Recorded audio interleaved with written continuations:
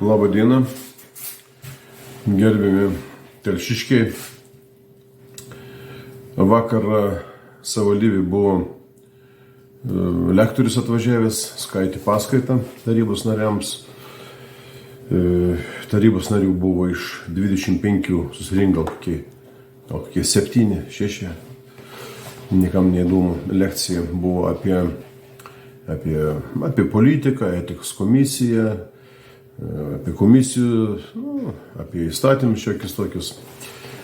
Ir iš galvos man neišeina viena lektoriaus frazė. Lektorius, jis išnekom, pareiškė, kad Lietuvoje sąžiningų žmonių yra 15%. Tai lektorius. 15% Lietuvoje yra sąžiningų žmonių, kiti nesąžiningi. Įsivaizduojat, koks procentas. Aš galvoju, kad daugiau yra. Galvoju, kažkada gal pusė yra sąžiningų, pusė nelabai. Pasirodo, pasak lektoriaus, 15% žmonės yra sąžiningi pas mūsų, o kiti nesąžiningi, kas yra nesąžiningi žmonės. Tai va, savanaudžiai, sukčiai, pasak lektoriaus, 15%. Aš galvoju, kad daugiau. Ir aš nerimauju. Negi, aš irgi noriu būti, stengiuosi būti sąžiningu. Aš irgi noriu būti tame 15%. Nenorėčiau būti kitoj pusėje.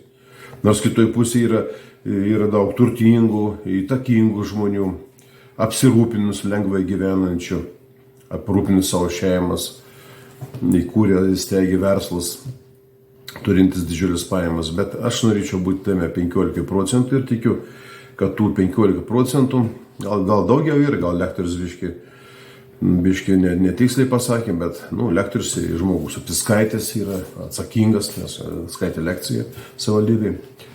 Tai jeigu 15% yra sąžiningų žmonių, tada blogai. Tada blogai tai didžioji dalis reiškia rinkimuose laimėti, sąžiningi žmonės laimėti šansų yra nedaug. Bet pažiūrėjus į mūsų renkamą valdžią, o renka visi, ir tie 15%, ir tie 85%, reiškia, aš taip ir galvoju, 85% balsuoja už, turbūt, gal ne 85, 5 gal procentaliai tie sąžiningi balsuoja už sąžiningus, aišku. Nesąžiningi balsuoja už žulikus. Paimkim tą valdžią, paanalizuokim ir pažiūrėkim, kiek sąžiningų žmonių yra. Tarkim, savivaldybės tarybai. Vilniuje mes Seime galim sakyti, mažiau gal pažįstam žmonių, čia vietinė esam savivaldybės tarybai iš 25 žmonių. Kiek yra sąžiningų žmonių, apie kurį galėtume pasakyti, kad tas žmogus sąžiningas. Ar daug tokių yra tarybai? Nepasakyčiau, kad daug. O žmonės tai rinko, ir iš didžiai dalis žmonių balsuoja už tokius. Įsivaizduojat? Tai reiškia, aš irgi noriu būti prie sąžiningų, noriu stengiasi, kaip mane vertinti taip, bet aš toj pusėje norėčiau būti.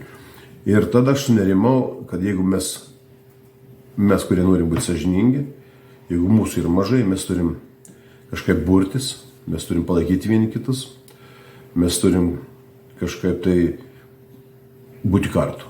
Nes kitaip 15%, 5 bebus procentai, ir tada bebus vieni žulikai aplinkui. Tada gyventi bus neįmanoma. Ir dabar neįmanom gyventi, nes matot, kas dedasi.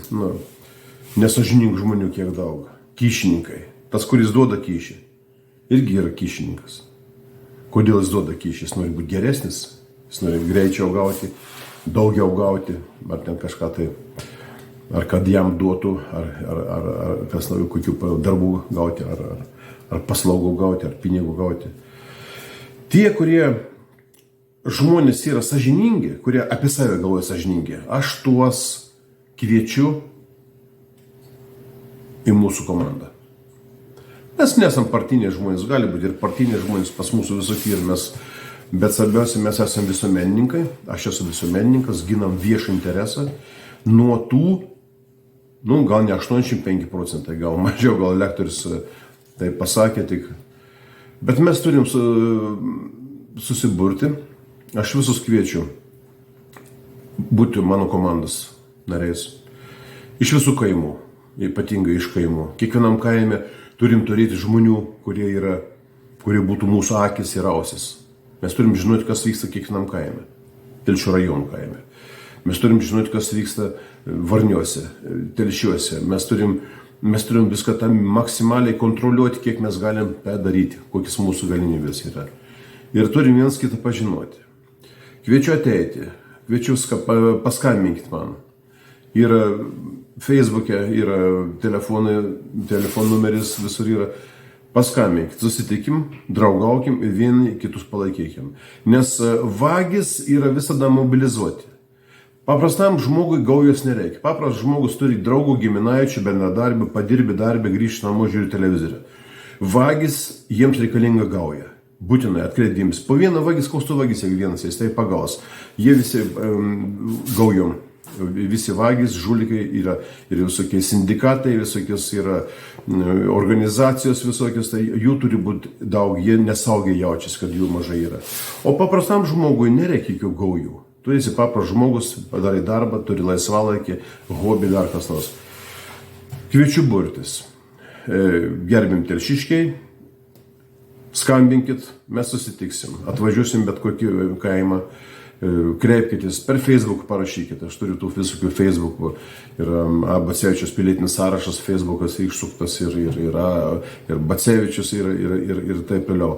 Kreipkitės, mes turim susiburti, mūsų pasirodė nedaug bėra, mes turim viens kitą palaikyti, tai yra mūsų išgyvenimo klausimas, jeigu jau iki to daėjome iki 15%, mums čia gyventi greit bus neįmanoma, nes jau matom, kas dedasi, viskas yra, žulikų yra visur aplinkui. Pilna žulikų. Paprastas žmogus gyventi neįmanoma čia yra. Tie, kurie sukombinuoja, pavagia, turi papildomų pajamų, tie gyvena gerai, o kitiems yra sunkiai. Todėl gerbim telšiškiai, eilinį kartą kreipiuosi į visus Telšių gyventojus, paskambinkit man, būkit man draugai, būkit bendraminčiai, bendražygiai. Ir tai vienintelis šansas mums išgyventi. Mes neturim kovotis, mes neturim slėptis, mes neturim sėdėti pogrindį. Tegu žmonės visi mūsų pažįsta, visi mato, mūsų siekiai yra šventi siekiai. Mes ginam save, mes ginam viešą interesą, mes ginamės nuo sukčių, kurie užvaldė visą šalį.